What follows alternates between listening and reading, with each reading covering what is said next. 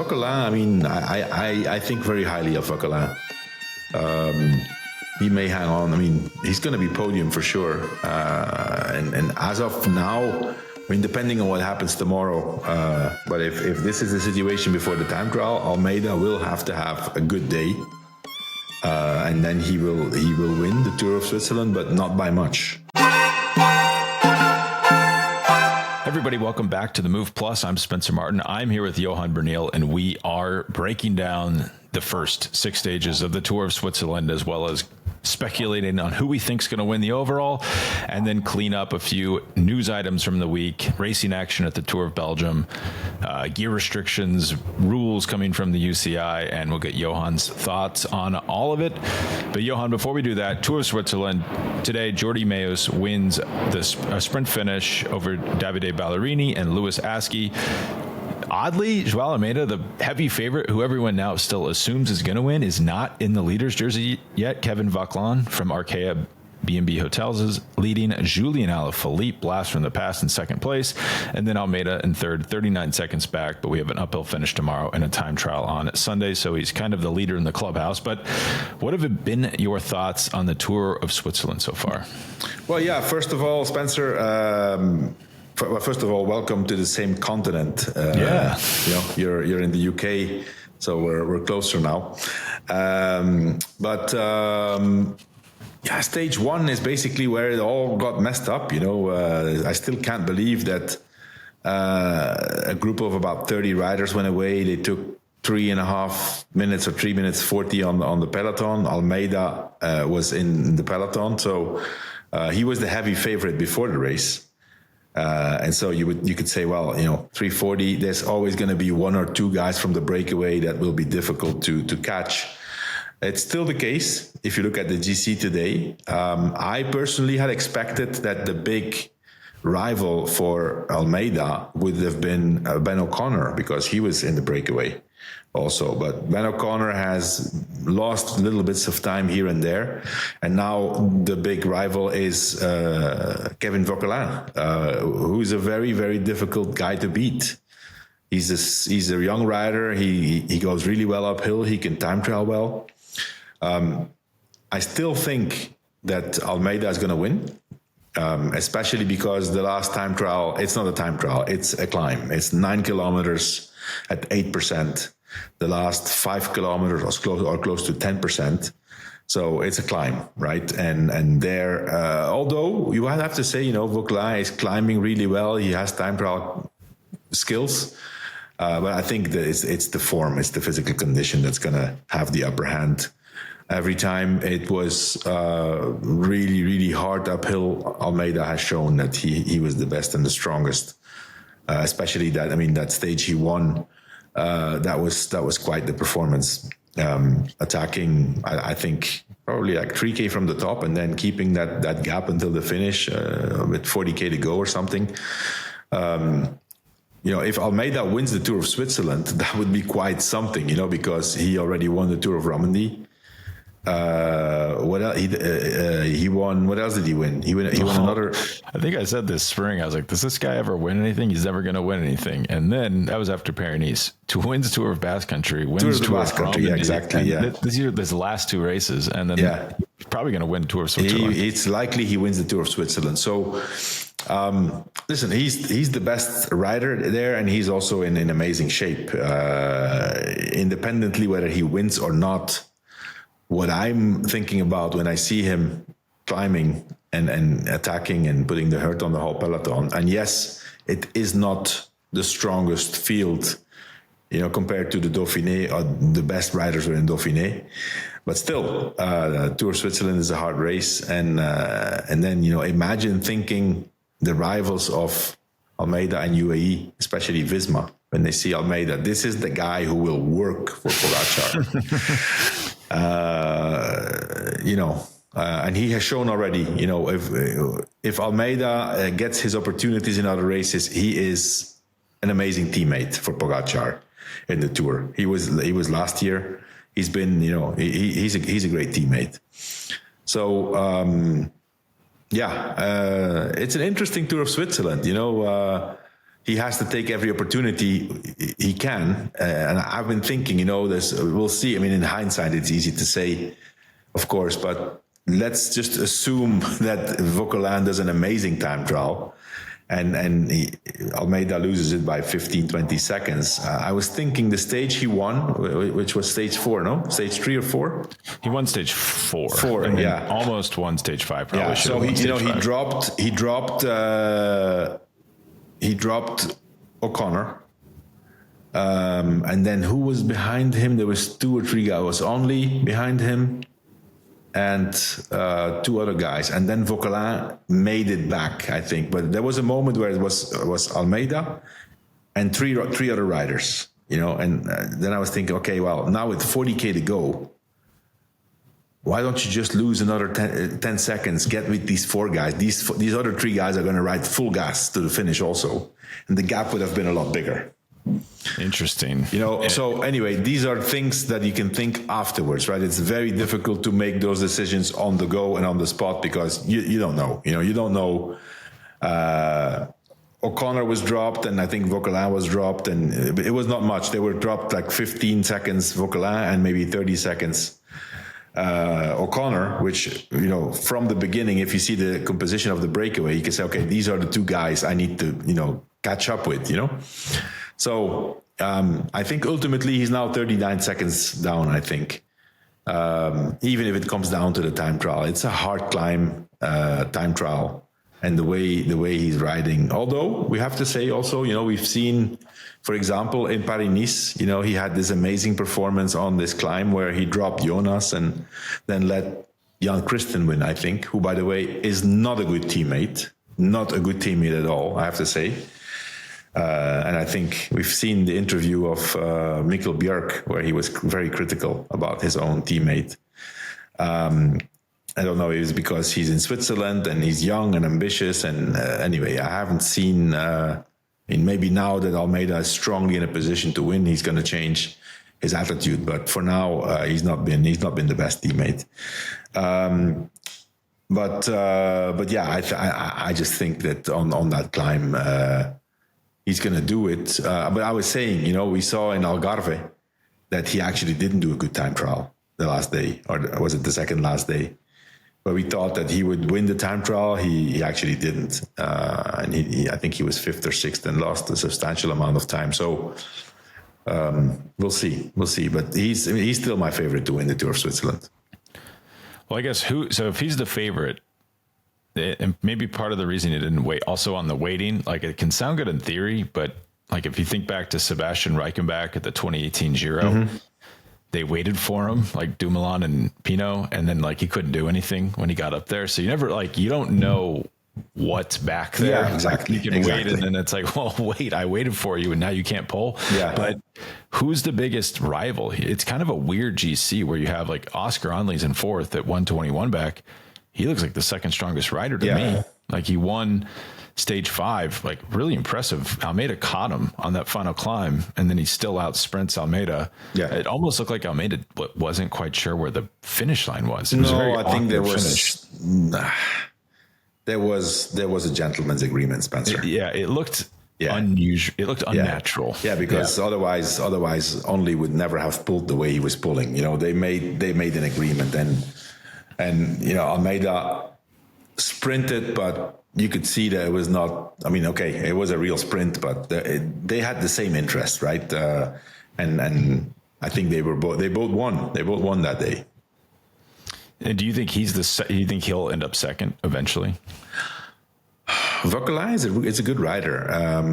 I don't know about his time trial capabilities of Only, although it's not going to be, forget about time trial bikes or any aerodynamic equipment at all. This is a mountain stage, the last stage. It's hard. It's hard. So yeah, I mean, it's going to be all the guys from GC in the front. So yeah, Only is looking good, but Vauquelin, I mean, I think very highly of Vauquelin.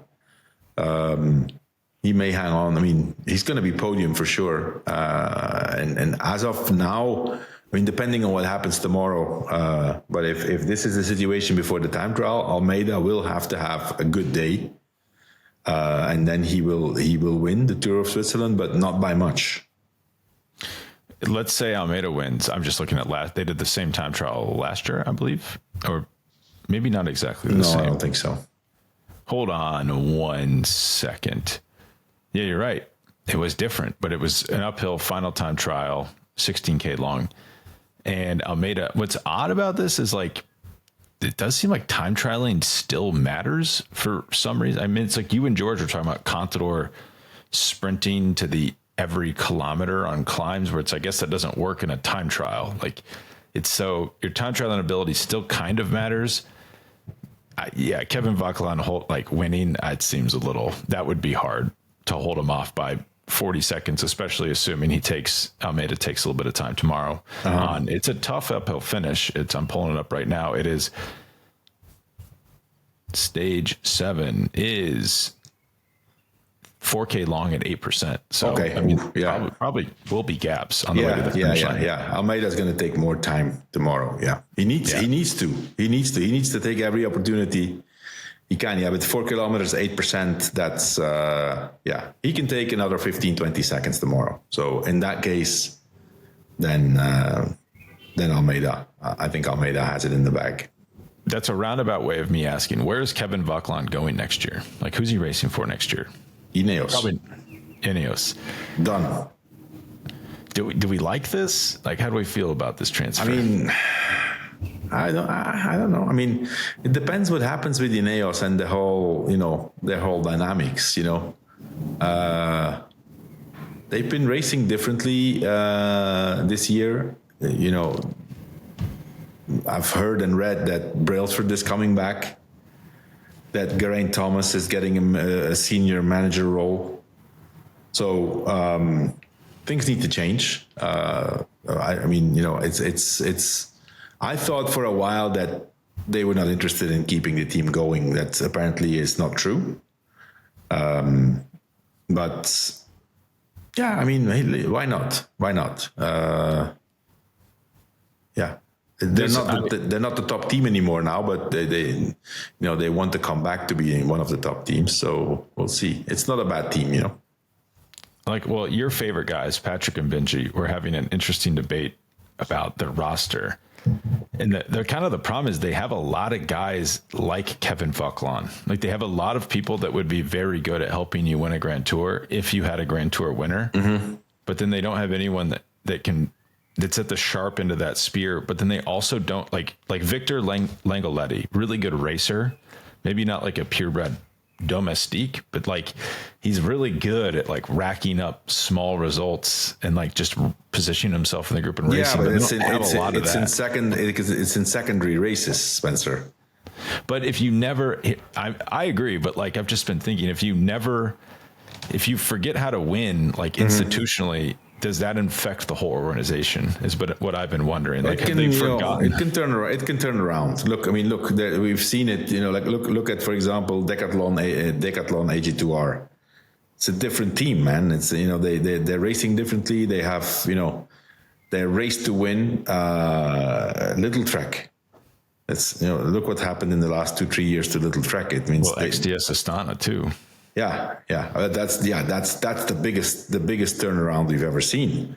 But those are hungry. All those are hungry dogs you're describing. Like, is Ineos, instead of the hungry dogs, are they like the fat? Are they happy dogs? Yeah, they're house dogs. That's the thing. I think they've been known, and from what I hear, they keep doing the same thing. They've been known to really overpay. So that's a risk. You get to a point where you have 5 to 7 riders who are like, the kind of institutions, within the team. Nobody touches this guy or this guy, I'm not going to name names, but there's 5 to 7 riders in Ineos who are in that case, who are very comfortable there. And it doesn't really matter anymore if they have results or not. They know that the team knows their value, but at the same time, there's other people on the market for a lot cheaper who will be hungry and will deliver results. And That's what I'm not seeing now. I think what Ineos really needs to do, I think it's going to happen, is they need to turn. Right now they have this cooperation with this German development team, right? This, what is it called? It's Lotto something. It's Lotto Kernhaus. Kernhaus, yeah. They need to make that their own. They need to have their own in-house. Because they don't get enough.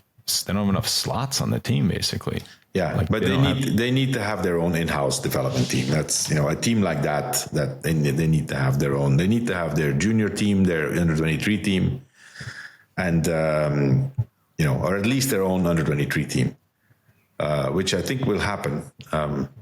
This I saw this Danish. I don't know if he's Danish or Norwegian. The guy who famously broke the record on Col de Rats 2 years ago. Initially he was going to be on Ineos, then they transferred him to Lotto Kernhaus, and now I've seen an interview of him. He's at the Giro Gen Z. He's on Ineos next year on the pro team, on the World Tour team. So yeah, I mean they were lacking they're lacking that secondary team, because if you want to have access to these huge talents so young, you have to have a place where you can accommodate them at least for 1 year, maybe 2 years, right? Yeah, and it's just my observation from looking closely at them multiple times during the tour last year. You could tell they have certain riders that are like planets, and like everything rotates around them, and they have maybe 4 or 5 of them. Yeah, we won't say their names. But the worst thing you can have in sports is that situation, and then that rider not be good enough to win. Because then they just are dragging everyone down in the mud, and like no one else is allowed to rise up because so-and-so has to be catered to. But if so-and-so is not going to win and they're eating up all those resources, that's how you get yourself in the problem Ineos is in right now. Yeah. So long story short, Joao Almeida is probably going to win the Tour de Suisse. Let's get back to the basics. I think, and you know what, if he wins it, man, that's a hell of a performance looking at the situation after stage 1. It is. It's not been easy. It's not like it's been some hard, like stage 4 was hard, but you could have easily looked at that and said it's too far from the finish to make a difference. And he just rode everyone off his wheel. Didn't even attack. Very good. It's the opposite of what we're talking about with Ineos. Just you have riders tiers down from the top that are just winning massive races consistently and then going. And what do you think of the Tour? Is he going to be like fully in for Pogačar? He's not even there for his own results. Almeida? Yeah, but he will do. Listen, Almeida can be. Will be the last man for Pogačar. I don't think there's anybody else who will be close. Like Adam Yates was 3 years ago. Yeah. But Almeida. Let's not forget he was 4th last year in the Tour, Spencer. He was 4th. Is that crazy to think about? and Almeida this year is better than last year. Well, right now he's better than Remco Evenepoel, which is a moot point because I guess he was better than Evenepoel at this time last year too. Yeah, for sure. But is he so let's say Pogačar, Vingegaard, 1-2, indisputable. Who's the third and fourth best stage racer right now? No, I think it's Joao Almeida right now. That's what I would say. I heard, we also won't say their name. I heard a director of a team or a manager of a team say he's like, well, these 1 week races and riders that do well in that, you think they're going to be good in Grand Tours, but it's not clear if they are. It's like, aren't all the best Grand Tour racers winning the 1 week races? What are you talking about? Yeah. But let's say, the priority for Almeida will be being the last man standing for Pogačar. And by definition, he will also be in the top 5, if not on the podium. And then outside of the stage wins, we have to mention. So we talked about his stage 2 strange sprint, Quinn Simmons. He did say later that he was trying to win that. So that wasn't a lead out for someone. He was just that confident and probably a little overeager, but that shows how fit he is. Also it was special for him because it was the day of, sadly, the accident of Gino Mader. Let's not forget Quinn Simmons was with Gino Mader. He crashed with him. It had a huge impact on him. And he really wanted to win for João Almeida and his family, who was at the start of the stage in the Tour of Switzerland. And then, then he did that the day after, which was an unbelievable performance, man. I mean, that was really that was unbelievable. You would say on a normal side, he can't keep this. He can't keep this. It was like an optical illusion. It kept looking like he was going to get reeled in, and they were racing like all out behind him uphill.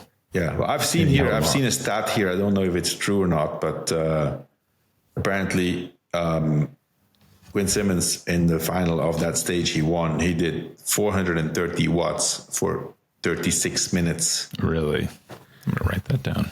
He's I think he's 73 kilos. It's close to 6 watts per kilo, 5.9 watts per kilo. That's for 30, and this is not on a constant climb. It's at the end of a breakaway too, and it's rolling terrain. It was not constantly uphill. So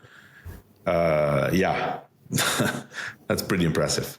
Yeah, wow. He really wanted that win, and his interview after the stage was also very telling. Like he kind of said in between the lines that he was not riding alone. So yeah, that was quite impressive. Everybody, this episode is brought to you by Caldera Lab. Let's be honest, being a cyclist is not great for your skin, especially in the hot summer months where your skin is exposed to the summer sun on those monster training rides. But whether you're training and getting ready for the Tour de France at your high altitude retreats in the Canary Islands, or just putting in some weekend miles, Caldera Lab has your back. Their high performance skincare is made specifically for men, and they have a full line of products that help you look better, just frankly. My favorite's the Clean Slate. It's a must. It's their pH balance cleanser that uses probiotic ferments and plant-based ingredients to gently clean and exfoliate without drying you out. Perfect after a hot day in the saddle. And their eye serum is a key building block for podcasters tired from waking up to watch early start to finish Grand Tour stages. Frankly, this Dauphiné has been nice. I don't have to wake up as early. But when I do, the eye serum helps me knock back puffiness and dark circles with a smart peptide complex so you look rested even when you're not. And the base layer, it's just their fantastic skin moisturizer. No shine, no grease. Use it on your face. Use it on your legs, wherever you need it. Skincare doesn't have to be complicated, but it should be good. Upgrade your routine with Caldera Lab and see the difference for yourself. Go to calderalab.com/themove and use the move at checkout for 15% off your first order. Again, calderalab.com/themove and use code the move at checkout for 15% off. Hey everybody, this episode is brought to you by Troscriptions. Here's a question to consider. What do you need right now on your path to health optimization? For me, some days it's just better focus. Other days it's deeper sleep or a clean boost without reaching for another coffee. That's why I've been using Troscriptions, a company that's rethinking supplements from the ground up. Their formulas are pharmaceutical grade, physician designed, and delivered in a completely new way through something called a buccal troche. That's buccal troche, a small lozenge that dissolves between your cheek and gum and gets to work fast because it bypasses your digestive system and goes straight into your bloodstream for instant energy or optimization in other ways. Take advantage of this completely new way to optimize your health by heading to troscriptions.com/themove or entering the move at checkout for 10% off your first order. That's troscriptions.com/themove or just enter the move at checkout for 10% off your first order. All right, back to the show. He also said something that's incredible, by the way. Those numbers, the way, even think how he won Catalunya.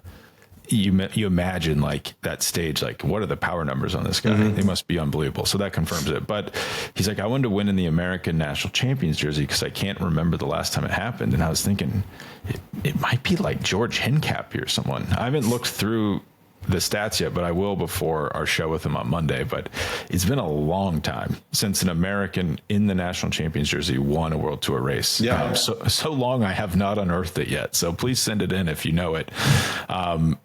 Well, first of all, when George was racing, the World Tour didn't exist yet, so it was called the Pro Tour. The Pro Tour. Yeah. Oof. Yeah, man. Yeah. Actually, I had not. It's something I just not thought about until Quinn said that, and then I could not. I was going back through. I was like, it's been a long time since we've had a rider at the front of a big race in that jersey. So that's very cool. He's probably the last one. I mean, Sean Quinn had a decent year the year after he won. He's a good rider, but I don't believe he won a World Tour. Not at that level, not the same.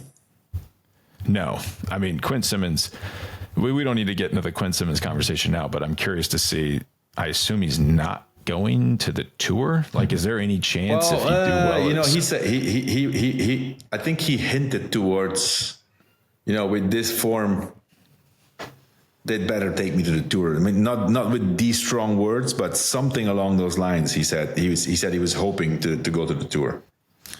Well, it'd be a little weird because he's in such good shape.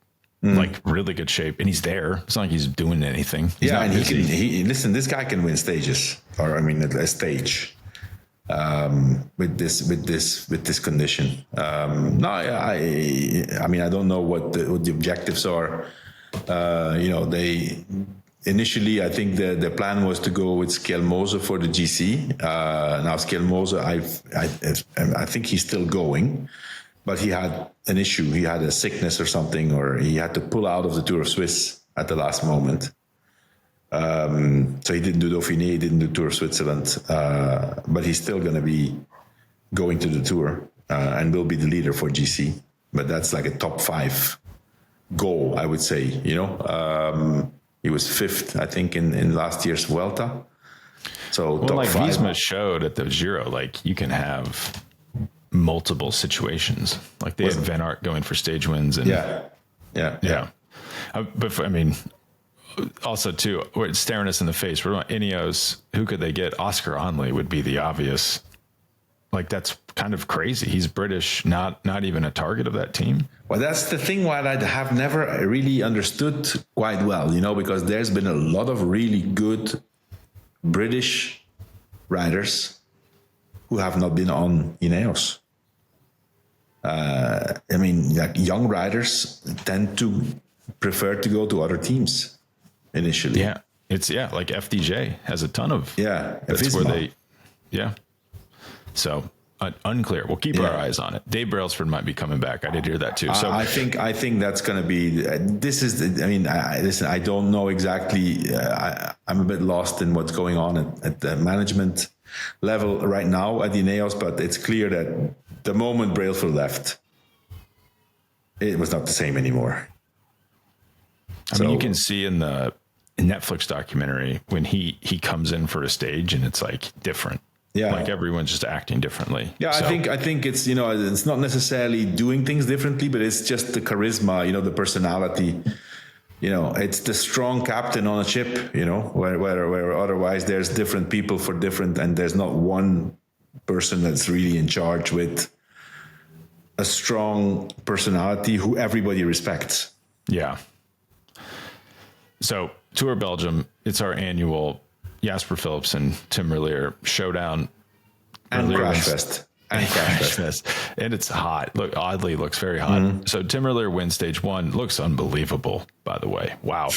And then Jasper Philipsen wins stage 2. Merlier's blocked in. Time trial today, Ethan Hayter wins over Philippe Ogana. Kind of interesting. That was a surprise.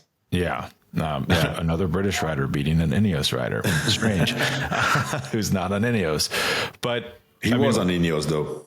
He was, yeah. Oh, wow. They should look into this guy. But it's his first, it's his first win of the season because, I mean, Ethan Hayter, he's a great rider, big talent.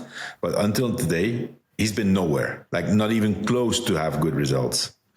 So, yeah, I mean, he needed that win. You know, he really needed that win. Well, he did get third at that stage 10 time trial in the Giro, if you remember. Okay, yeah. Behind Tarlane. But it is kind of weird, actually, how that happens. Like no road form whatsoever, and then almost wins a Giro stage and then wins a stage at Tour of Belgium. But is there anything to read into this? I mean, Jordi Meeus won today. I assume those are 3. I guess you have Jonathan Milan. So you have. I mean, they all look good. Would be my takeaway there. I don't really know how much. I mean, for me, it's clear that the I'm not going to say the fastest sprinter, but the most winning sprinter is Tim Merlier. It's crazy how this guy wins races. He is the definition of the pure sprinter who is able to come out of nowhere. It's crazy. I mean, even if you look at that stage when the first stage, where he comes from, where he was positioned, loses his people, loses his train, and then wins like nobody's on the picture. Nobody's on the picture. It's like he is the master of starting his sprint before everybody else starts and then just rides away from them. So for the Tour, that's the big goal. He wants to be the first yellow jersey. And it starts with a sprint stage. So, and he's very famous for in Grand Tours to win the first sprint stage. He's in great shape. Did a different approach now. I think for the first time to prepare a big goal like that, he went on altitude. So he said he came a bit. He came in the Tour of Belgium a bit too fresh. Literally, he said that a bit undercooked. So he will only get better. Yeah, I do think. I mean, if you can find a book that's going to take that. Tim Merlier, first yellow jersey, lock it in now. I mean, that guy, think back to the Alula Tour. Like, he looks unbeatable when he comes in. Like, same thing at, Paris-Nice, win stage 1, 2. Like, the guy is, when he's on, he's on. Oddly, yeah. I mean, maybe it's just a lack of, he doesn't get invited. He doesn't make the cut for a lot of Grand Tours. I mean, the problem is he was on Alpecin and they had Philipsen. Yeah. So I'm curious to see what he can do at the Tour this year. You know what's crazy is I'm just looking at speaking of the books. So Tadej Pogačar minus 305 to win the Tour. So heavy favorite. Joao Almeida not leading currently in the leader's jersey at the Tour de Switzerland, minus 625. I don't know if I've ever seen a rider that heavily favored. Okay, for the Tour of Switzerland. For the Tour of Switzerland. That's crazy. Wow. Yeah. Currently not in the lead. But before we leave our weekly UCI update. So the first one is simpler. So let's get this out of the way. Gear restrictions. Daniel Benson breaks the news that the UCI going to be trialing gear restrictions in August. Sounds simple, right? You can't use X gear.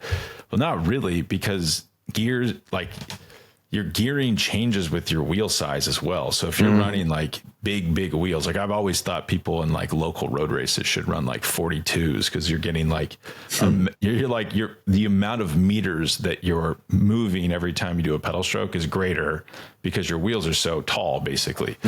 So they did these restrictions. It's 54 by 11. It's 10 meter. What is it? 10 meters. It's like 10.29 meters per pedal stroke, I believe. Yeah, no, I think it's 1042 or something. Anyway, it doesn't really matter what it is. It's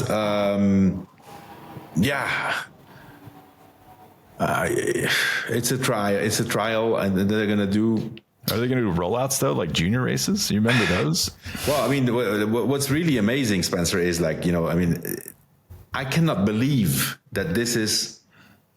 Because professional cycling, it's really professional. It's like everything is on the top of their game. And now the UCI comes with this thing, okay, 54-11 or whatever the ratio is. Now, teams with SRAM have a huge problem, because SRAM starts with 10. It goes from 10 to 28 or 10 to 30 or so, and then. It's not that. I mean, what I am astonished by is that they make these decisions and they don't think about the industry. This is not so easy to all of a sudden say, SRAM cannot always say, okay, fine, UCI, we're now, for the month of August, we're going to produce cassettes starting from 11. Well, I guess what they could do is what our bikes are. They'd be like 48 by 10. Yeah, it would be 49-10. Because if it's 48-10, I've done the math already. 54-11 is bigger than 48-10. It would have to be 49-10, which SRAM doesn't produce either. Yeah, now you're complicating it, because that's probably, that's not something they make. Yeah, so, I mean, and then, and this is typical for cycling. Oh, you know what? It's going to be a test, so we're going to allow that the mechanics just block the 10. That you can't go on the 10. So, but then you're down to 11 speed instead of 12 speed, right? So, I mean, where are we going with this? It is true that it will slow down the speeds in the downhills. But that's the only thing it's going to do, Spencer. Well, what about like, well, first of all, 54 by 11 is 10.46. You're right. The max is 10.52, I believe. No, wait. I think it's 10.4, and I've checked. If it's 49, if it would be 49.11, or if it would be 49.10, it's a tiny bit smaller gear than 54.11. But most riders don't ride 28. They ride bigger than 28. Yeah. So anyone going over that, even on Shimano, is now non-compliant. Yeah, I'd have to go smaller than 54. It's one of those. It's one of those things. Like, you know, like you can see they just don't think about the consequences, the practical consequences. You know, it's the same thing, Spencer, we've talked about it, the handlebar width, right? I mean, and we've seen all the discussions now and the criticism, and it's actually right. You know, I mean, you can't make just one size for every type of body type. You know, you have small riders. I mean, the women's peloton will have a huge problem, and it's not just because. A 40 millimeter handlebars, in my opinion, is more stable. That's true. But also, I mean, you have to have in mind other things. I mean, a lot of these riders have grown up with these small handlebars, that they have learned how to ride a bike like this. You can't just now all of a sudden say, okay, you know what? Now all of a sudden it needs to be 2 centimeters wider for everybody. It changes the behavior in the peloton. If you are used to ride with a 38 millimeter handlebars or narrower, you behave differently in the bunch because you can see more openings. Now, mentally, you still have that instinct. And now all of a sudden you're going to have a bigger handlebar and you're going to say, okay, I can pass, but you can't because your handlebars are too wide. You know, those things, they don't think about this. You know, but anyways, you know, it all comes down to the same, Spencer. I've thought about this, you know, and if you look, you know, handlebars, the width, or the depth of the rims, you know, it cannot be bigger than 65, which is fine. That's not going to be an issue. Now the gear restrictions as a trial, if they would have their say, they would say, we ban race radios. That's an eternal discussion. And it all comes down to the same. And especially now, this time, the UCI president is French. All of these, if you look in interviews, I've researched some interviews, all of these ideas or recommendations of we have to slow down the peloton comes from Christian Prudhomme. Prudhomme is a heavy advocate of we need to make the riders slower. And then Prudhomme, his close, intimate advisor, the guy who always whispers in his ear, is another French guy. It's Marc Madiot, who has the same speech. You know, so it's Madiot, Prudhomme, Lapartien. It's the triangle, and they're all French.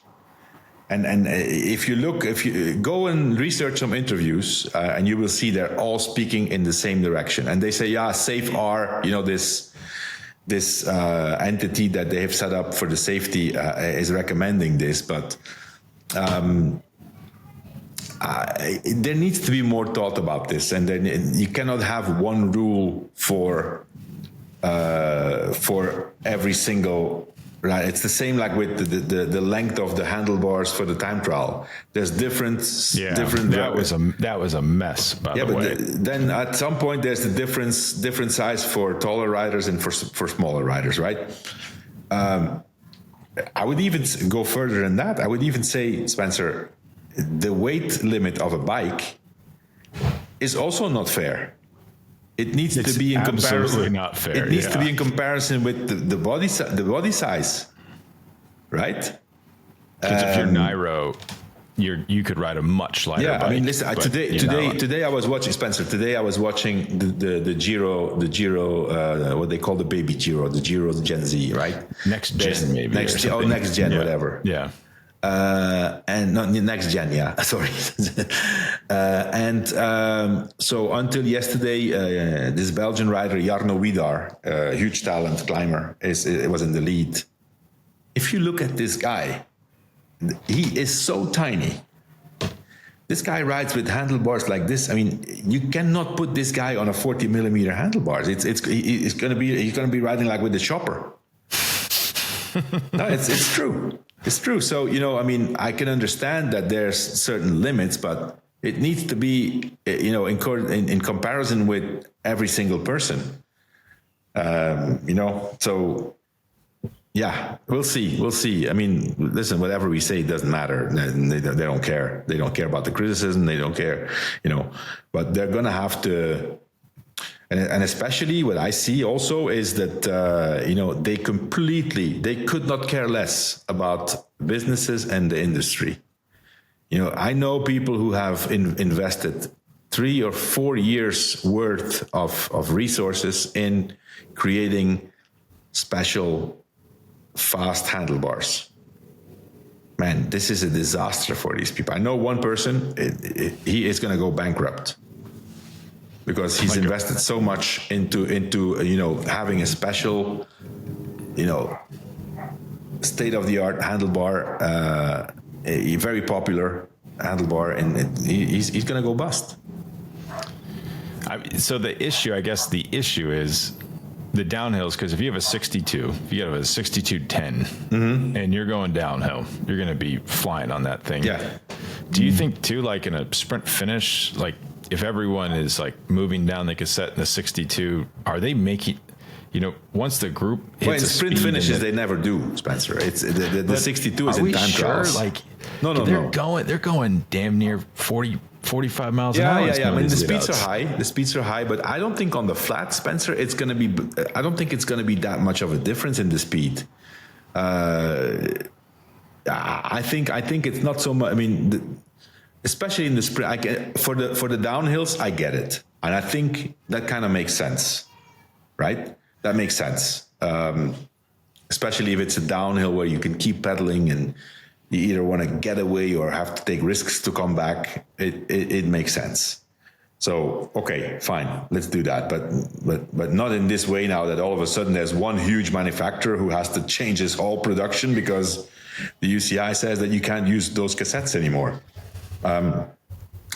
But yeah, I mean, on the flats in the normal stages, the speed is not. I don't think the speed, and especially in the sprints, the speed is not the problem or the cause of crashes.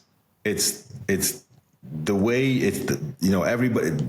everything's so level. There's nobody we've said it many times, Spencer. There's not one team that has the upper hand and can go to the front and lead it out. And it's, there's 5 trains next to each other. Plus you have the teams of the GC riders who need to be in front because they can't lose time. So that's more of things they need to look at. I would say for every sprint stage, and I think I've talked about it already, as in Grand Tours or the GC time needs to stop when they enter the city. As soon as they enter the city, it becomes twisty, it becomes technical. GC is done. That's it. All the sprinter teams, all the GC teams will back off. Yeah. You're going to have people coming in being like, we went through it in an incorporated community 15K ago. That's when the time should be cut off. But do you think these teams like Georgia's HTC leadouts would be off the back right now? Like, not only would they not be stringing things out, they would be dropped with the speeds that are different. Like, do you think now riders can go faster because of the equipment? Yeah, of course. No, there's no doubt about it. No, the bikes are amazing compared to even 7-8 years ago. The bikes are incredible. That's for sure. But is that really the point? I mean, we need to slow the riders down. I mean, let's go back to let's put them on freaking gravel tires with, and I think that's what Lance has suggested at times, right? Really? The old time. I think he said on the move, like he wants like old timey wheels. I mean, I don't know. It seems hard to slow them down, as we're finding. As a very simple fix gets not simple very quickly. No. Yeah. No, you listen, sport evolves, and it goes faster and faster. I think personally, okay, it's maybe not. You can try to say, okay, let's see if let's try that they don't go faster and faster. They will still go faster and faster because the athlete evolves. And in 5 years, I mean, look, for example, today, right? There's this relatively unknown rider. What's Nicolas Prudhomme, not Christian Prudhomme, Nicolas Prudhomme, who won the uphill finish, the stage in Tour de Occitanie in France. It was a hard stage. They did the Tourmalet and finished on Les Ardennes. And he won the stage, and he was. I saw somewhere in a French comment that he was. Just about 1 minute slower than Lance Armstrong's record on Les Ardennes. Crazy. This is Nicolas Prudhomme. It's not. This is a rider who, until 2.5 months ago, had never won a professional bike race and he's 29. Right. So athletes are going faster and faster. They're getting better and better. If today it's with the big riders in the peloton, I mean, Lance's fastest time gets crushed by 4 or 5 minutes. Is it? I mean, is this too crazy? Like, should they just say biggest front is 55, smallest back 10? And if you're not on SRAM, get your stuff together, Shimano, and make it 10. Like, I don't know. Like, give the riders that are on SRAM a benefit because they're. Well, I mean, it's difficult. Do you know how quickly, though, Shimano would come out with the 10? I mean, they're not going to do it now, but by next year they'd have it. That's for sure. Listen, let's think a little bit about the industry, right? For the average cyclist, I mean, having a cassette that starts at 10, it's so much better because you can have smaller chain rings in the front. And then you can use. I mean, it's. I mean, personally, I like the. I like the 10. I mean, Spencer, on my mountain bike, I have a cassette with a 9. And it's great because you can have small chain rings in the front and you can go up everywhere. Yeah, it actually makes a ton of sense. And then our thought experiment come to life. Dries De Bondt. We talked about him pulling. We did talk about it. Yeah, we debated if this was legal or not. It was I was kind of joking, but now the UCI Ethics Commission, you said, is looking into him. Yeah, they've started an investigation, and they will punish him. But he kind of left them no choice by saying that, right? Well, I mean, that interview was not the smartest thing to do. That's for sure.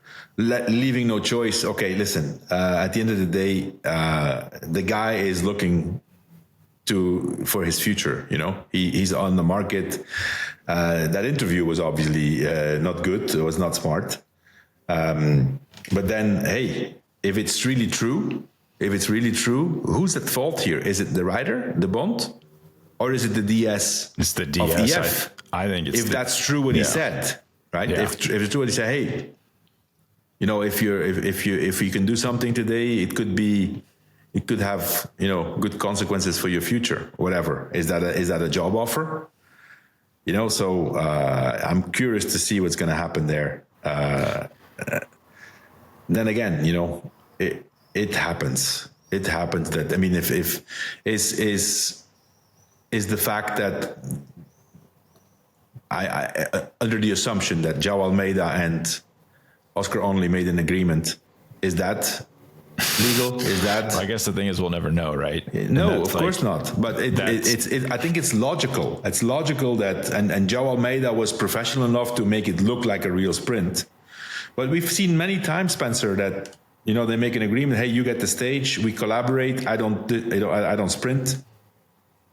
Is that different though? Because they're going for the win, but like in a soccer match, let's say two teams are going out. The coach on team A goes to a player on team B and says, "Hey, I know you're out of contract next year. If you could do something a little for us, maybe there's a spot for you on my team next year." Like that, starting to get in. That's not Joao Almeida aligning incentives with another rider. Yeah, well, I come from a different era, right? I mean, it was usual to have common interests And, But the only common interest here is Dries De Bondt getting a job on EF, right? It's well, not naturally occurring in the race. Yeah, and Carapaz getting some help. But what's the incentive for De Bondt? It's just a job with Carapaz's team, right? It's not. Well, yeah, it's just a job. I mean, it's important. It's his life. Well, it's not contained within the race. Like I can completely understand De Bondt's reaction. I say, listen, if I can't, I'm in the break. I'm not useful for my team. I can't have a result myself. I'm going to make myself useful and even in the case, I can still understand De Bondt if his team would have been pissed with him because he's done that. I mean, they are the ones who are not wanting to keep him on the team. So he's looking out for himself, right? Listen, we've talked about it after the stage. We said, what was that? But then that interview, I remember he said, what were they doing? What were they doing? There was another rider, actually. There was another rider who did the same. Who helped Simon Yates? It was Jacopo Mosca. Yeah. Yeah. I mean, what's the sense there of pulling? Well, what you have to do is just leave it to our imagination. Yeah, I mean, it's the interview. The interview was he should never have said that, but at the same time, he's in the picture. Everybody knows now that he's on the market, and he's a good rider. So he will get a contract somewhere. The only thing is now is the incentive not to sign him, so that then he helps your rider at some point. He's shown them the wrong. He's taught them the wrong lesson. Well, Spencer, listen. I go back to that same stage. We've talked about it in a podcast. That same stage in 2005. We ran out of teammates and we found teammates on the way. We never talked about it, but it was also obvious that these two Lotto riders that were working for Savoldelli, they were doing it because there was an incentive, right? The thing is, if you don't talk about it, then nobody can say, hey, what were you doing? The mistake of De Bondt was the interview. They're just inspired by it. Yeah, you just have to let the commentators spin it up. Yeah. They like him. They're best friends. They train together. I mean, we could talk. Actually, it's kind of interesting. We could talk about it all day. Well, Spencer, we talked about it already. Geraint Thomas leading out Cavendish. Yeah. What's that? Yeah. And if you're doing it for friendship versus a potential job, does the intent matter? Yeah. I don't know. What were we talking about? I would like to see the ethics commission of the UCI sometimes look at other things, like officials, organizers, their own members of the UCI of races. I think they have other stuff to do than looking into this. Yeah, that's probably safely. I mean, I can tell you a story. I've been 1 year called. What was it? Was it 2010 or 11? I think 2010. Yeah, or 11. I don't know. 2010. Yeah, we had an incident at the Tour de France the last day. The rules had changed, and I was not aware of it. So usually we always changed, on the last day we changed the jersey for the last stage, and there was a fine, and Nike paid for the fine. Because Nike wanted the yellow. I remember this. Special jerseys, right? So Lance's last tour, we had these black jerseys with the cancer message on the back, 28 million, and so they started with the jersey. The UCI went crazy. The Tour de France went crazy. They stopped the race because all of our riders were forced to change the jersey. They stopped the last stage. They stopped the stage after 5-10K. Everybody was, trying to find jerseys, like the normal Radio Shack jerseys. And then the race started again. And during the race, I tweeted something like, I don't remember, but it was something like, to be a UCI commissaire, you don't have to have feelings. You just need to know the rules, or something like that. And I got called to the UCI ethics commission, and I got banned for 6 months. What? Over this tweet?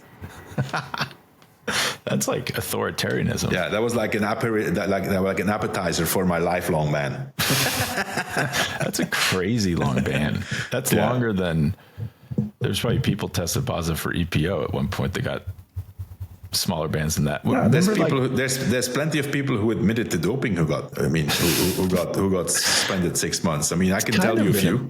Kind of an ambiguous. Well, that's for members only. But didn't they remember they almost kicked a guy out of the Tour for kissing his wife? This was just last year. Yeah, but Spencer, this is. Listen, I was in a Tour de France. I think it was my first Tour de France, and there was a Swiss rider, Urs Zimmermann. 1 year he finished third in the Tour, and the guy was scared of flying, and there was a transfer. And the Tour de France they organized 2 big charters, and the guy decided that he didn't want to fly, so he went by car. Who wanted to do 1,000 kilometers with this 1 year? And they kicked him out of the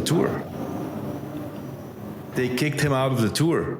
And then there was a protest of all the riders. And finally, at the start, Zimmermann was there and he was dressed already. And then finally we could convince the Tour de France organization to let him start again. But they had kicked him out of the Tour for not flying on the plane, and because he was scared of flying, and he went by car. So, taking care of the important stuff is what they're doing.